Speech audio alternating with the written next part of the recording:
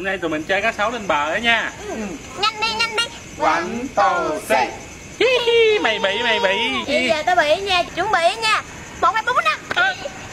Mày chơi gì kỳ vậy? Ủa mày chả không kịp chứ bộ nó phải tay tao đâu, bây giờ mày bị đi. Mày chơi ăn gian. Rồi tao bị. Nhưng mà đếm từ từ đó nha. 1 2. Cho tao vô với. Đi ra chỗ khác đi. Tao không chơi với đồ đáng ghét. Đúng rồi đó. Kỳ vậy, tao thấy kỳ quá. 5.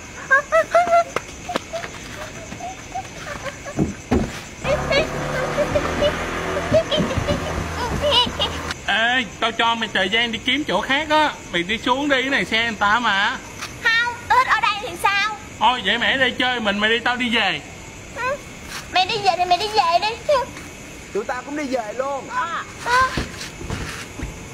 Kệ tụi bay luôn. Gì vậy?